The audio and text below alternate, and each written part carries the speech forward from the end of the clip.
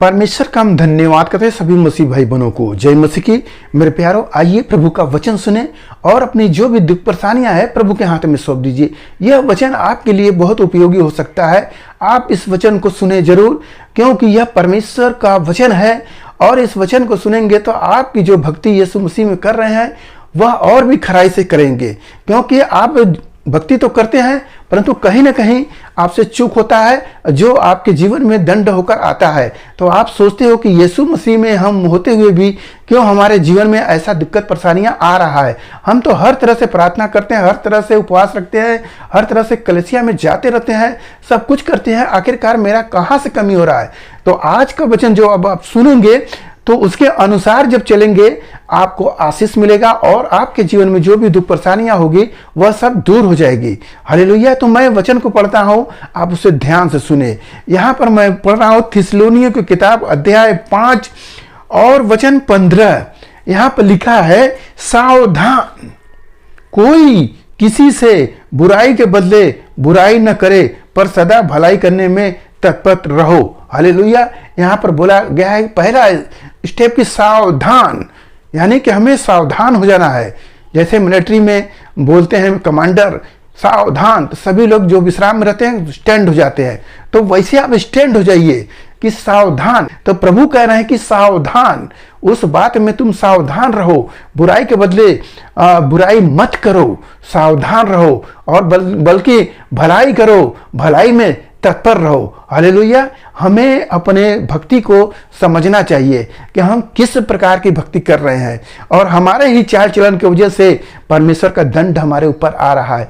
क्यों आ रहा है? कि परमेश्वर चाहते हैं कि मैं तुम्हें ताड़ना देकर इस धरती पर शुद्ध कर दूं, पवित्र कर दूं, क्योंकि जिस जगह पर तुम जाने वाले हो उस जगह वह पवित्र जगह है। उस पवित्र जगह में आपको यहाँ पर पवित्र होकर ही जाना होगा, क्योंकि परमेश्वर के राज्य में सुसमाचार सुनाया नहीं जाएगा, वहां पर केवल स्तुति महिमा होगा। सुसमाचार इसी कलीसिया में सुनाया जाता है, लोगों को सुसमाचार गांव में जाकर सुनाया जाता है। तो इस धरती का सुसमाचार है ताकि जो मनुष्य बिगड़ा है वह व्यक्ति क्या हो, शुद्ध हो जाए, परमेश्वर के वचन के अनुसार वो शुद्ध हो जाए, अपने मन को फिरा ले, तो वह फिर जब जाएगा तो पवित्र होगा। हालेलुया। या जो पवित्र है फिर उससे गंदे काम कर रहा है, उसके लिए परमेश्वर का वचन यहाँ सुनाया जाता है।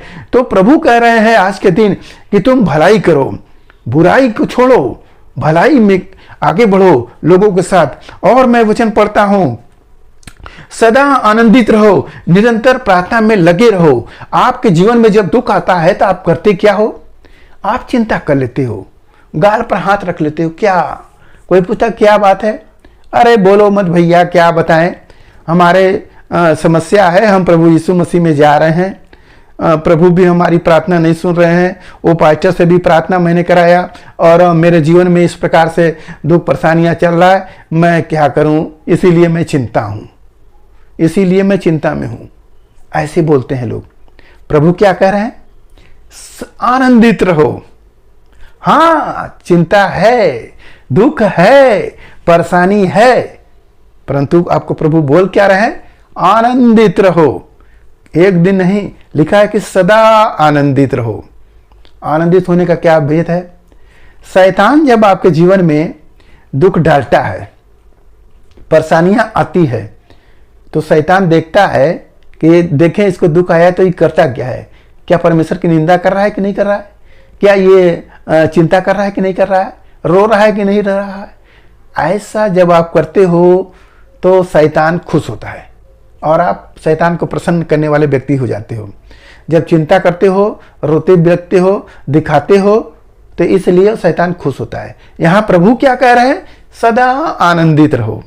दुख है, आनंदित रहोगे, शैतान देखेगा और देखकर भाग जाएगा। कह रहे इसको तो परेशानी था, फिर ये आनंदित कैसे हो गया? तो प्रभु ने ट्रिक दिया है, प्रभु ने वो बात बता दी है, हमें आनंदित रहना है, तब दुख दूर हो जाएगा।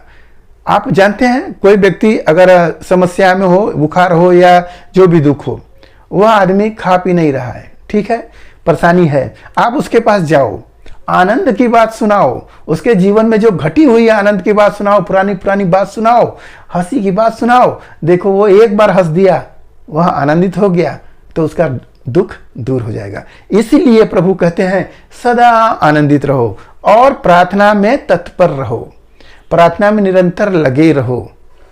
हमें प्रार्थना में होता है कि प्रार्थना जब करने को होता है तो मन अलसाने लगता है, या रात में करना है तो नींद आने लगता है कि जब प्रार्थना खत्म हो जाए जल्दी से खत्म हो जाए। या आपके घर पास्टर जब आते हैं तो वहाँ बैठना होता है 1-1.5 घंटा 2 घंटा, तो भी वहाँ आपको भारी लगने लगता है। यदि वही बात आप ध्यान से देखिए कि किसी जगह आप बातें कर रहे हैं, फालतू बकवास हो रहा है, औरतें एक दूसरे की बुराई कर रही हैं, वहाँ पर आपको अच्छा लग रहा है, या सिनेमा हो रहा है वहाँ पर अच्छा लग रहा है। क्यों? कि उससे आपका कोई भला होने वाला नहीं है, फिर भी आप उसमें मन लगाए हैं। तो मेरे प्यारों, हमें प्रार्थना में प्रभु बोले हैं कि लगे रहो निरंतर और तत्पर रहो उस पर, कि कब मौका मिले हम प्रार्थना करें। मेरे प्यारों, जो प्रभु बोलता है यदि हम उसके अनुसार चलते हैं तो आशीष हमें मिलता है, और जब इसके विपरीत चलते हैं तो हमें दंड आता है। तो दोनों चीज आपके हाथ में है। और कुछ वचन सुने, हर बात में धन्यवाद करो क्योंकि तुम्हारे लिए मसीह यीशु में परमेश्वर की इच्छा है। यही इच्छा है प्रभु की कि तुम हर बातों में धन्यवाद करो। दुख है, परेशानी है, या जो कुछ भी है, आप परमेश्वर का धन्यवाद करो, परमेश्वर का धन्यवाद हो। जो दिक्कत आया परमेश्वर की धन्यवाद हो। देखेंगे आप, जो अय्यूब था उसके जीवन में कितना बड़ा समस्या था, सब कुछ उसका बिला गया, सब कुछ शैतान तहस नहस कर दिया, यहाँ तक उसके शरीर में बड़े बड़े फोड़े दर्द वाले होने लगे और वह चिल्लाने लगा, मगर फिर भी परमेश्वर का धन्यवाद देता रहा, परमेश्वर का धन्यवाद देता रहा। शैतान हारता है कि नहीं हारता है? शैतान हार जाता है और भाग जाता है। परमेश्वर उसको डबल डबल करके देते हैं, सब कुछ आशीष में देते हैं, उसकी आयु को भी बढ़ा देते हैं। हालेलुया। तो मेरे प्यारों, यहाँ जो वचन में बोला गया है कि धन्यवाद करो, हालेलुया। जो भी हो, परमेश्वर चाहते हैं कि तुम धन्यवाद करो। परमेश्वर की यही इच्छा है कि तुम धन्यवाद करो। क्यों धन्यवाद करो? प्रभु क्यों धन्यवाद मांग रहे हैं बार बार?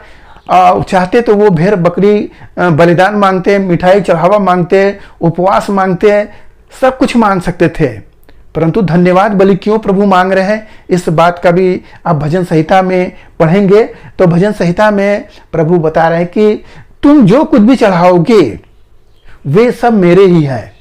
यदि मैं भूखा होता तो जंगल में पशु को मारकर खा लेता। चाहते तो प्रभु सब कुछ ले लेते, सब कुछ प्रभु का है। तो आखिरकार प्रभु चाहते क्या है? किस बात को प्रभु चाहते हैं? तो प्रभु स्वयं बता रहे हैं कि मैं केवल धन्यवाद बलि से ही मैं प्रसन्न होता हूं। स्पष्ट हो गया कि प्रभु धन्यवाद चाहते हैं। तो यहां भी प्रभु का वचन कह रहा है, प्रभु की इच्छा यही है कि धन्यवाद करो। तो हमें हर बातों में क्या करना है? धन्यवाद देना है। गलत भी हुआ तो भी परमेश्वर का धन्यवाद, ताकि शैतान हारे। हमें धन्यवाद निरंतर देना है। हो धन्यवाद जितना देंगे, परमेश्वर के हम समझ लीजिए कि एक चढ़ावा दे रहे हैं, हम परमेश्वर को प्रसन्न करने वाले हैं। हालेलुया। मेरे प्यारों, आज के इस वचन से आपको पता हो गया कि आपकी भक्ति यदि इसके अनुसार है तो आशीषित है, इसके विपरीत है तो आप स्वयं गड़बड़ी कर रहे हैं। और मन को फिराइए और प्रभु के वचन के अनुसार चलिए। मेरे प्यारों, आप देखेंगे यीशु मसीह के भक्ति करने वालों को आनंद मिलता है। बहुत दिक्कतें होती हैं, फिर भी आनंदित रहता है व्यक्ति। मेरे प्यारों, प्रभु यीशु मसीह सच्चा है और अपना वचन जो देता है वह भी सच्चा है कि तुम उसके अनुसार चलोगे, वह मार्ग पूरा होगा। हालेलुया। मेरे प्यारों, आज के इस वचन से जो कुछ मिला उस पर ध्यान करें, प्रभु आपको आशीष देंगे। आइए आपके लिए हम प्रार्थना करें। महान परमेश्वर, हम आपका धन्यवाद करते हैं इसमें राजा, आज के दिन प्रभु जो यह वचन मिला, जितने सुने प्रभु ने आशीष मिले, उनके घर परिवार में सुख शांति बनी रहे, सभी लोग भले चंगे रहे। हे मेरे राजा, जो वचन मिला पिता परमेश्वर कि बुराई के बदले बुराई मत करो और भलाई करो और उसी का पीछा करो। हालेलुया, उस पर तत्पर रहो। हे मेरे प्रभु, ऐसे वचनों से प्रभु जो भाई ने सुने हैं उन्हें प्रभु इस्तेमाल कर प्रभु, वो भलाई करने वाले हो, बुराई को छोड़कर पिता। हालेलुया, आपका दया चाहते उस भाई के जीवन में। धन्यवाद करते हैं पिता, सब कुछ आपके हाथ में सौंपते हुए प्रार्थना यीशु मसीह के नाम से मांगते हैं। सुन दया से गहर कर ले पिता परमेश्वर, आमीन।